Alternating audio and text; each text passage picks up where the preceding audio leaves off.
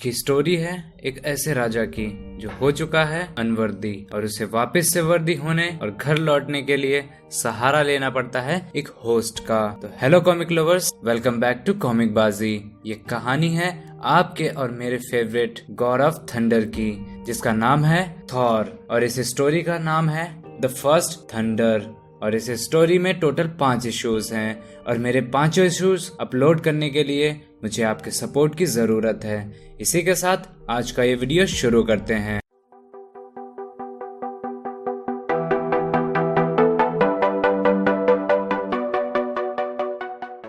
मैंने बहुत ट्रैवल किया है, लगभग अर्थ के एक कोने से दूसरे कोने तक। मैंने 5 सागर, 7 महाद्वीप और एवरेस्ट की चोटी से लेकर अर्थ के दोनों पोल्स तक को पार किया है। मैं ऐसे रास्तों पर चला हूँ जहाँ पर चलना मेरे लिए मुश्किल सा था, लेकिन इससे कोई फर्क नहीं पड़ता। मैं कितना भी चल लूँ, कहीं भी पहुँच जाऊँ, मेरे लिए कभी काफी नहीं होता। एक आवाज मेरे दिमाग में हमेशा रहती है जो हमेशा मुझे जज करती है। जो कुछ भी मैंने किया है वो मुझसे और ज्यादा चाहती है।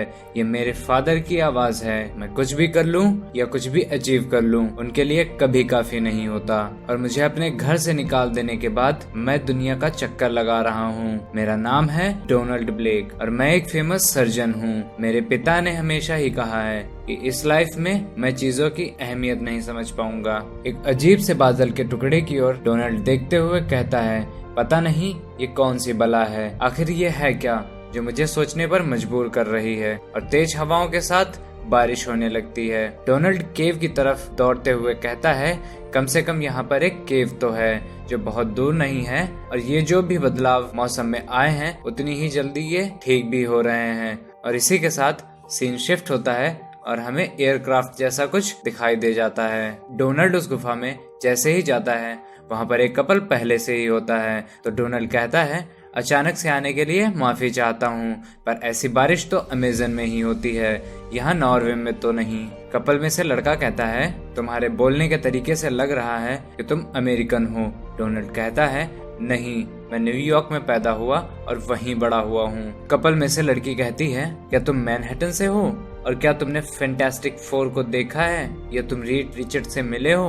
डोनाल्ड कहता है, नहीं, मेरी इतनी अच्छी किस्मत नहीं है, पर मैंने उनकी कहानी जरूर सुनी है। मुझे गलत मत समझना, पर मैं अपने राष्ट्रीय धरोहर पर ज्यादा गर्व करता हूँ, पर मैं मानवता को ज्यादा महत्व देता हूँ, भगवान और देश को बाद में। मेरा नाम है ब्लेक, डोनाल्ड ब्लेक। और कपल में से लड़का कहता है, मेरा नाम है डेगवेल्ड गिल्सन और मेरी वाइफ का नाम है एनेट। हमने कुछ प्लान्स किए हैं, आप हमें ज्वाइन कर सकते हैं और इस केव में जो भी मिस्ट्री होगी उसके मजे ले सकते हैं। डोनाल्ड कहता है, मुझे डर है कि मेरा पैर मुझे धोखा ना दे दे, मैं ज्यादा से ज्यादा दुनिया देख सकूं, इसीलिए मैं चलता रहता हूं।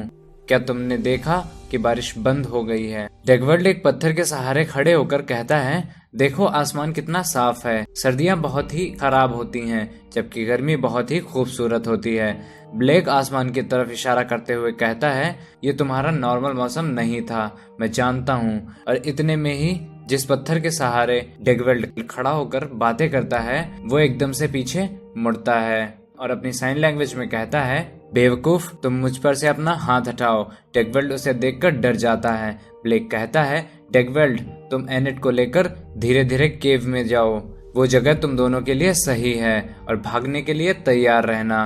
ब्लेक मन ही मन सोचता है, मैं नहीं जानता कि ये क्या चीज है, पर जो भी है खतरनाक है। तब डेगवेल्ड ब्लेक को अपने साथ बुलाता है और ब्लेक मना कर देता है, कहता है कि मैं नहीं आ सकता और तुम जल्दी जाओ। ब्लेक अपने आप को मोटिवेट करने के लिए खुद से कहता है, ब्लेक, अगर तुम खुद को नहीं बचा सकते तो तुम दूसरों को कैसे बचाओगे? पर ज्यादा वक्त बर्बाद न करके ब्लेक ऐसी केव में घुसता है जहाँ पर वो क्रीचर ब्लेक को न ढूंढ सके और खुद भी उसी केव में फंस जाए। ब्लेक सोचता है कि आखिर ये चीज है क्या, कोई पुराने जमाने का दानव है? ब्लेक खुद से ही कहता है, पागल मत बनो और वैज्ञानिक तरीके से सोचो, ये एलियन भी हो सकता है। ये बारिश इसी के एयरक्राफ्ट की वजह से हुई है। अब इसे क्या चाहिए? तुम पागलों जैसी बातें क्यों कर रहे हो ब्लेक? ऑफ कोर्स इसे तुम ही चाहिए, ये तुम्हें ही मारना चाहता है। और केव में आगे बढ़ते हुए ब्लेक केव के एंड तक पहुंच जाता है और कहता है कि अब मेरी मौत पक्की है। तभी ब्लेक थोड़ा सा आगे और बढ़ने पर पानी के अंदर गिर जाता है और कहता है, मुझे जिंदा रहना है तो मुझे तैरना पड़ेगा। भले ही मेरा एक पैर खराब है तो क्या हुआ, मुझे अपने पिता की आवाज साफ साफ सुनाई दे रही है।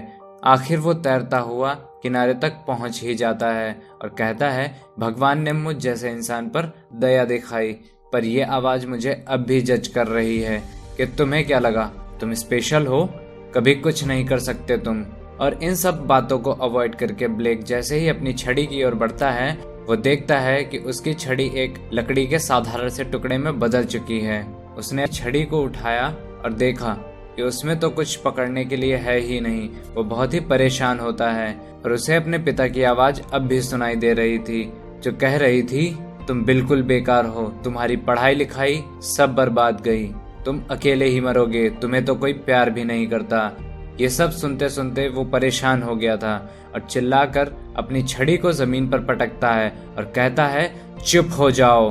और लकड़ी के पटकते ही वहां पर रोशनी होती है और Blake the god of thunder बन जाता है और कहता है, कोई फादर अपने गुस्से के लिए अपने बेटे को इस तरह कैसे पनिश कर सकता है।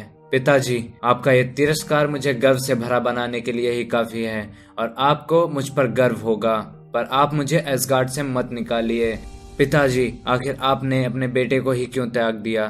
थॉर अपने हैमर को उठाकर कहता है, इस हैमर का नाम है म्योनिर, जिस पर लिखा है, जो भी इसके लिए वर्दी होगा और वो अगर इसे उठाएगा तो उसके अंदर थॉर की पावर आ जाएंगी। तो ऐसा ही होगा, तो मैं इसके लिए वर्दी हूँ। थॉर अपने म्योनिर के साथ उड़ता हुआ केव के बाहर केव को तोड़ता फोड़ता निकलता है और वो क्रीचर थॉर पर अपनी गन से हमला करता है और थॉर को जमीन पर गिरा देता है और अपनी लैंग्वेज में कहता है, इसे बंदी बना लो। दोस्तों, ये क्रीचर क्रोनन प्रजाति के जीव थे। थॉर देखता है कि क्रोनन ने 2 और लोगों को बंदी बनाया है और वो दोनों डेगवेल्ट और एनेट थे। वो थॉर से कहते हैं, तुम जो भी हो, इस जेल को नहीं तोड़ सकते। और तभी थॉर अपना हाथ अपने महाशक्तिशाली और दुश्मनों का विनाश करने वाले हैमर की तरफ बढ़ाता है और कहता है, हालांकि वो एसगार्ड में कैद है, पर मुझे पता है कि ये मेरे भाई का ही किया धरा है। क्रोनन कहता है, इस पागल धरतीवासी को तो देखो, ये कैसे पागलों की तरह हरकतें कर रहा है, पागल कहीं का। थॉर क्रोनन को जवाब देता है और कहता है, मैं तुम्हारी लैंग्वेज समझ सकता हूँ, अब देखते हैं कि तुम्हारे इस खिलौने में कितना दम है। लोहे की छड़ियाँ प्रिजन नहीं होती, ये प्रिजन प्रिंस ऑफ एसगार्ड के लिए कुछ भी नहीं।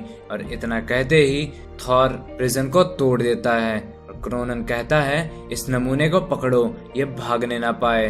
दूसरा कहता है, पर कैसे, इसने अपने हैमर को घुमा घुमा कर हमें किनारे पर ही रखा है। एक क्रोनन जिसका नाम होता है कॉर्ग थॉर को पकड़ लेता है। थॉर गुस्से से कहता है, तुम्हारी हिम्मत कैसे हुई मुझे, सन ऑफ ओडिन को पकड़ने की, तुझे इसकी सजा भुगतनी पड़ेगी। और उसे म्योनिर से मार सहनी पड़ती है। कॉर्ग को हारता देख उसका भाई मार्गस द मकैनो वॉरबॉट को रिलीज कर देता है, पर वो भी म्योनिर के आगे टिक नहीं पाता। एक बार फिर म्योनिर अपने मास्टर के हाथों में वापस आ जाता है, क्योंकि वो जानता है कि उसका असली मालिक कौन है। थॉर डेगवेल्ड और एनेट को प्रिजन से निकालता है, कॉर्ग और उसके भाई मार्गस को खदेड़ देता है और दोनों ही चिल्लाते हुए भागते हैं, भाई भागो, जितनी तेज भाग सकते हो, वरना ये हमारी बैंड और बजाएगा।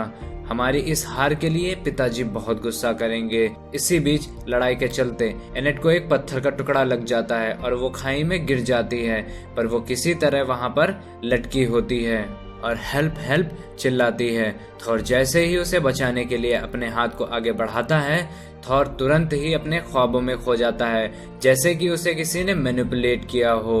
वो अपने ख्वाब में डोनाल्ड ब्लेक से मिलता है और कहता है, मैं तुम्हें जानता हूँ, तुम हो ब्लेक, डोनाल्ड ब्लेक। जिस पर ब्लेक जवाब देता है कि मैं भी तुम्हें जानता हूँ, तुम हो थॉर, और क्या तुम मुझे उस लेडी की हेल्प करने दोगे।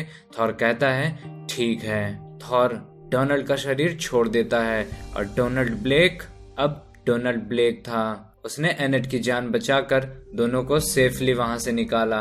कहानी अभी खत्म नहीं हुई, क्योंकि लोकी ये सब देख रहा होता है और वो जानता है बहुत सदियों के बाद उसका भाई थोर अपनी नींद से जाग चुका है। और लोकी ये भी जानता है कि उसे ये सब समझने में अभी टाइम लगेगा कि उसे एसगार्ड से निकाल दिया गया है। पर ये कैसा न्याय है? मुझे अभी तक शाप से मुक्ति नहीं मिली, मैं अभी तक उसकी सजा भुगत रहा हूँ और थोर आजाद हो गया है। अब मैं ये सब नहीं सहूंगा। थोर, तुम तैयार हो जाओ, क्योंकि अब तुम देखोगे लोकी का बदला। मेरे दोस्तों, इस कहानी के नेक्स्ट इशू में आप देखेंगे लोकी का उत्पात और उसकी हरकतें। तो अगर आपको आज का ये वीडियो पसंद आया है तो मेरे इस वीडियो को लाइक कीजिए, शेयर कीजिए और अगर आप मेरे चैनल पर नए हैं तो इसे सब्सक्राइब भी कर लीजिए, क्योंकि आप देख रहे हैं कॉमिक बाजी।